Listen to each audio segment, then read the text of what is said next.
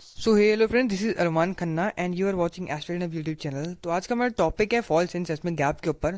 तो जनरली हम समझेंगे फॉल्ट और सेस्मिक गैप क्या होता है और इसकी लोकेशन देखेंगे अपने मैप में। ओके, तो ये जो टॉपिक है ये यूपीएससी, एसएससी, रेलवे, बैंक, इन सभी जो एग्जामिनेशंस है और हायर क्लास एजुकेशन के लिए भी इम्पोर्टेंट हो जाता है। ये जनरली ज्योग्राफी का टॉपिक है। ठीक है, तो आप वीडियो के अंत तक देखिएगा बिकॉज आपको ये जो टॉपिक्स है ये दोनों इस वीडियो में क्लियर हो जाएंगे। तो अगर अभी आज तक आपने वीडियो लाइक नहीं करी है तो वीडियो को लाइक कर दीजिए और चैनल को सब्सक्राइब कर दीजिए। ओके, तो हम अपना टॉपिक स्टार्ट करते हैं। तो simply what is fault? A fault is a fracture और zone of fracture between two block of rocks, यानी कि दो ब्लॉक ऑफ रॉक के बीच में जो क्रैक डेवलप होता है उसी को हम फॉल्ट कहते हैं। ओके, तो फॉल्ट क्यों डेवलप होते हैं? तो कुछ फोर्सेज है जिसकी वजह से फॉल्ट डेवलप होता है। पहला है हमारा कंप्रेशनल, दूसरा है टेंशनल, तीसरा है मैग्मा प्रेशर और फोर्थ है एटमॉस्फेरिक प्रेशर।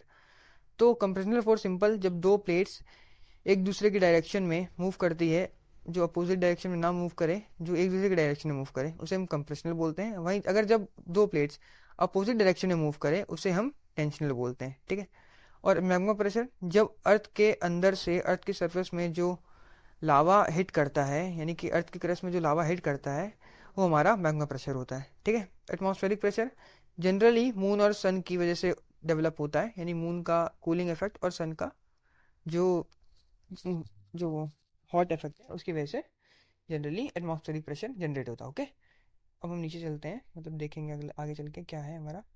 तो हाँ, तो इंडिया में बहुत सारी ऑलरेडी फॉल्ट्स अवेलेबल हैं, बट जो मेन है वो हमारा मेन हिमालयन थर्स्ट है। ओके, इसके भी थ्री टाइप्स हैं, like Himalayan frontal thrust, Himalayan boundary thrust और हिमालयन सेंट्रल थर्स्ट। ओके, इन तीनों को main frontal thrust, main boundary thrust और मेन सेंट्रल थर्स्ट भी बोला जाता है। ओके, तो हम अपना फर्स्ट वन देखते हैं जिसको हम कहते हैं हिमालयन फ्रंटल थर्स्ट। ओके, तो it also called main frontal thrust, इसको मेन फ्रंटल थ्रस्ट भी बोलते हैं जैसे मैंने आपको बताया।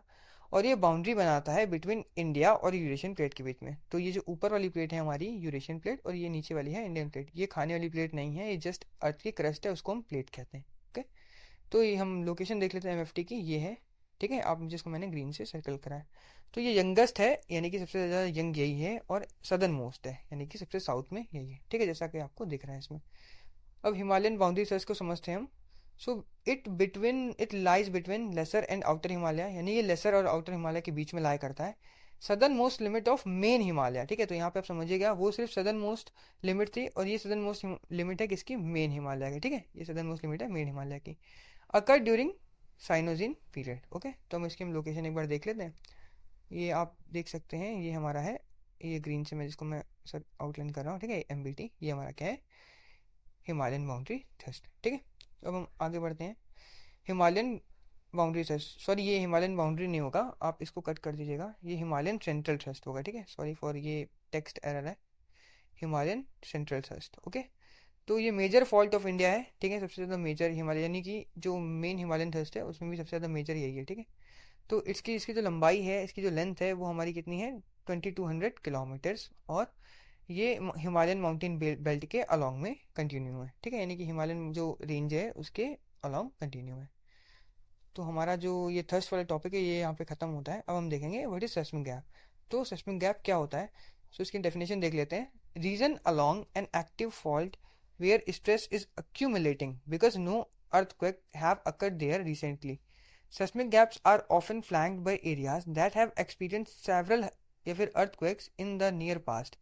Seismic gaps are prone to earthquakes. ठीक है, तो कोई ऐसा रीजन जहाँ पे स्ट्रेस तो एक्यूमुलेट हो रहा है बट वहाँ पे अर्थक्वेक नहीं आया है काफी लंबे समय से, तो उसको, इस एरिया को हम जनरली सेस्मिक गैप कहते हैं। ठीक है, और वो जो एरियाज होते हैं वो अर्थक्वेक प्रोन होते हैं, यानी कि उस एरियाज में अर्थक्वेक आने की सबसे ज्यादा चांसेस होते हैं। ओके, तो हम अपने इंडिया के कुछ इंपॉर्टेंट सेस्मिक गैप्स या फिर को देख लेते हैं। ठीक है, तो पहला हमारा असम गैप है। ठीक है, तो मैं आपको पहले एक बार डायग्राम ही दिखा देता हूँ इसका।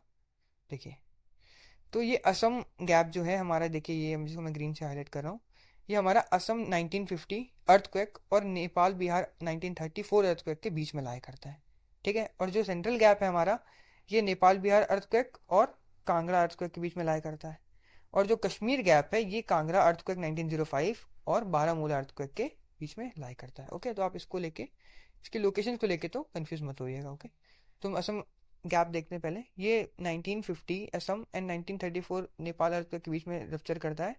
This has potential to cause at least 3 great earthquakes. ठीक है, अब central gap, it lies between 1905 Kangra earthquake and 1934 Bihar earthquake. Okay, this has a potential to cause 3 great earthquakes, यानी इसके अंदर ये पोटेंशियल है कि भाई ये 3 सबसे बड़े बड़े अर्थक्वेक्स कॉज कर सकता है.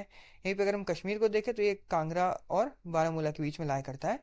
और this has the potential to cause at least 2 great earthquakes. Okay, so that's the end of the topic guys. I hope आपको वीडियो समझ में आई हो और जो मैंने समझाया वो आपको क्लियर हो.